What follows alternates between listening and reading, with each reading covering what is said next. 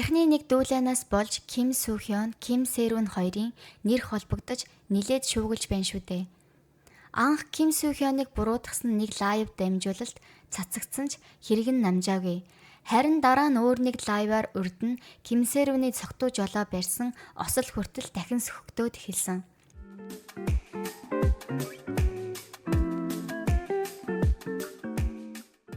Нэг интернет хэрэглэгч өөрийгөө Ким Сэрүүний найз гэж танилцуулаад хэдэн жилийн өмнө талигач жүжигчин осол гаргасан талаар мэдэгдэл хийсэн. Тэгэхдээ тухайн үед Ким Сэрүүний агентлагаас нь зочидтой уулзаж дайллага хийхийг шахаад хүчээр архи уулгасан гэж ярьсан байна. Түүнээс гадна осол гарах үед машинд нь өөр нэг эрэгтэй байсан гэлцэж тэр хүн нь Солонгосын алдартай жүжигчин байж магадгүй гэсэн цуу яриа тарсан. Энэ мэдээлэл үнэн үү худлаа юу гэдгийг хүмүүс нилээд ярьж эхэлсэн. Хятадын сүлжээ Weibo дээр сүүлийн үед Ким Сэрүүн яг яагаад согтуу жолоо барьж осол хийсэн бэ гэсэн халуун сэдв яригдсаар. Нэг өдөр интернет хэрэглэгч тухайн өдөр Ким Сэрүүнийг агентлагаас нь албан шахалт үзүүлж, тэр ёслол төрлийн уулзалтад оролцуулж, архи хүчээр уулгасан гэж бичсэн. Ингээд тэр хүсээгүй эвгүй байдалд орж, сэтгэл санаагаар ихэд тавгуутсан учраас өөрөө жолоо бариад явчихсан.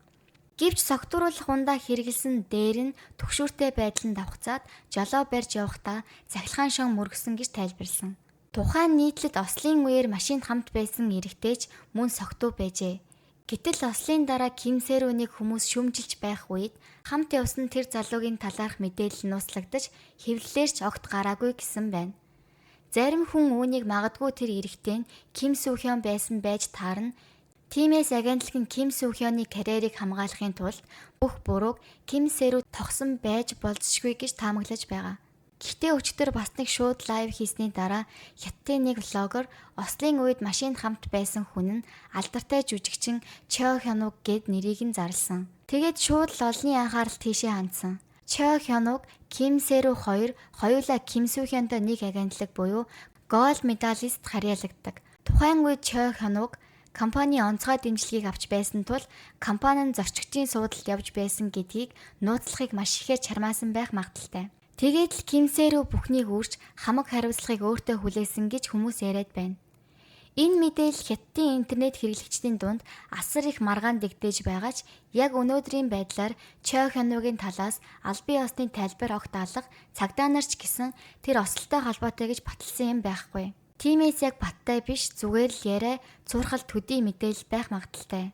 Голд медалист компани анх Ким Сүүхён, түүний үеэ Ли Саран хоёрын хамтран байгуулсан компани. 2022 оны 5 сард Ким Сэрүүн Сөүл хотын Каннамгу Чондамдунд согтуу машин барьж яваад осол гаргаад энэ нь асар том дүүлэн болж түүний урлагийн ертөнцийн замналыг үндсээр нь унгасан хэрэг болсон. Эцэст нь оны төгсгөл голд медалист түүнтэй байгуулсан гэрээгээ цуцлсан байдаг. Weibo дээр Хятадын интернет хэрэглэгчид голд медалист нь эмэгтэй жүжигчдтэй нөлөө бүхий хүмүүсүүдтэй уулзаж, хоол унд идэж, архи уухыг шахдаг байсан байж болзошгүй. Тэгээд энэ явдлын үннийг дарах гэж оролцсон байх.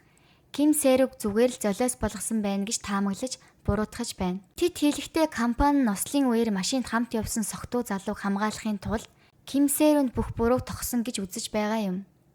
Өмнө нь нийтэд ил болсон Ким Сэрүүгийн бичсэн цагтл мессежнүүдийг харахад хэрэг гарсан үед агентлаг нь өөрийг нь орхисон бүр түүнээс мөнгө нэхэж байсан гिचлэн ярьдаг. Гэхдээ нөгөө талаар энэ бүх илчлэл үнэн үү? Одоо хүртэл иймэрхүү зүйл яриагүй байж гинтэл би Ким Сэрүүгийн найз гэд гарч ирж байна. Ким Сэрүүг өмөөрөд байгаа юм шиг хятад хэл дээр бичээд хэдхэн минутын дараа бичсэн хүн нь постоо устгачихсан гин. Тэгэхээр үүнд итгэхэд эргэлзээтэй гэж байр суурьтай хүмүүс ч олон байна. Тиймээс баталгаагүй ярианд шууд итгэх хэрэггүй тархахаас ч зайлсхийх ёстой гэж хэлж байна. Одоогоор Ким Сүүхёнтой холбоотой энэ дүүлэн интернетээр тасрахгүй үргэлжилсээр л байна. 2022 оны 5 сард Ким Сэрүүн согтуу жолоо барьж гаднаас нь харахад бол мод мөргөөд дараа нь замын хажуудах зүйлсийг мөргөөд тэнд байсан 7 дэлгүүрийн цахилгааныг тасалж 5 орчим цагийн турш үйл ажиллагааг нь зогсоосон, хохирол учруулсан гэдэг. Яг Каннамгугийн нэг уулзуур дээр болсон осол. Тэр үед Ким Сэрүүн цугтах гэж оролцсон ч цагдаад баригдсан. Солонгосын хэвлэлээр ослын үеэр Ким Сэрүүний цусан дахь спиртийн хэмжээ жолоо барих эрх хасах хэмжээнээс давсан буюу 0.2% даваад явчихсан байсан гэж мэдээлсэн. Энэ хэрэг 2000 он төрсэн залуу жүжигчин Ким Сэ-рүний хувьд маш том шүүмжлэлт дагуулаад зогсохгүй нэр төрд нь насар их сэв суулгаж карьертаа том цохилт авсан. Үүний улмаас их хэмжээний нөхөн төлбөрч төлөх болсон. Ослын дараа Ким Сэ-рүн хуваараа тэр хавийн дэлгүүрүүдээр орж уушлал гуйгаад төлбөрийн асуудлыг нь зохицуулсан гэдэг. Тэр бас надаас болж олон хүн хохирсон, би болгоомжтой, хариуцлагатай байх учиртай байсан ч тэгж чадаагүй, үнэхээр уучлаарай гэсэн агуулгатай мэдгдэлч хийж байв. Согтуу жолоо байрж осол гаргасан энэ асуудлаас болоод 2022 оны 5 сараас эхлээд Ким Сэ-рүний үйл ажиллагааг бүрэн зогсоосон, хэвлэл мэдээллийн өмнөж гарахгүй болсон. Тэгээд л гэрээ нь хүчмгүй болж 25 наснда бараг л урлагийн салбараас шахагдсан да. Улмаар эдийн засгийн хувьд ч маш хүндрэлтэй болж кино салбарт 15 жил ажиллаж олсон орлогоороо гэрээний торгуул зэрэг нөхөн төлбөрүүдэд төлсөн гэдэг. 2023 онд болсон шүүх хурлын үеэр өмгөөлөгч нь ихэнх эд хөрөнгөө зараад нөхөн төлбөрөө төлсөн гэж ярьсан. 2023 онд болсон шүүх хурлын үеэр Ким Сэ-рүн би их ичиж гимшиж байна. Арх уухаас татгалзсан, машин ч унахгүй байгаа. Гэр бүлийн маань санхүүг би л авч явдаг байсан гихчлэн ярьж олонний өмнө уучлалт хүссэн. Кореа зүүнд Daily сонин согтуу жолоо барих нь Солонгосын жүжигчдийн хувьд хамгийн ноцтой карьераа баллаж мэдэх үйлдэл шүү. Хүчирхийлэлтэй дүүцгүйц хэмжээний айхтар буруу тооцогддог гэж бичсэн байна. Үнэхээр ч Ким Сэ-рүний ослоос болж пэнүүд нь түүнээс нүүр буруулсан, агентлагч дахин гэрээ хийхээс татгалзсан. Иймээс 22хан настайдаа карьераа бараг л зогсооход хүрч жүжигчдийн хувьд болох шалтгаан болсон доо. Гэтэл энэ дүүлэн улам томорч хэрвээ Ким Сэ-рүн, Ким Су-ён хоёр үнэхээр болцсон, тэр нь Ким Сэ-рүнийг 15 настай байхад эхэлсэн бол Ким Су-ён гэмт хэрэгтэн болох уу гэж хүмүүс ярих болов. 2020 оноос өмнө Солонгосын хуулиар 13-аас доош насны хүүхэдтэй бэлгийн харьцаанд орохыг гэмт хэрэг тооцдог байсан. Энэ нь хүүхдүүдийг хамгаалахад хангалтгүй гэж шүүмжлэгдсэн гэсэн тайлбар гарсан. Тэгээд 2020 онд Солонгост насан туршаагүй хүүхдийг хүчирхийлсэн хэргийн дараа 19 наснаас дээш хүн 13-аас 16 насны хүнтэй бэлгийн харьцаанд орвол эрүүгийн хэрэгтэн болохоор хуульчилсан байдаг.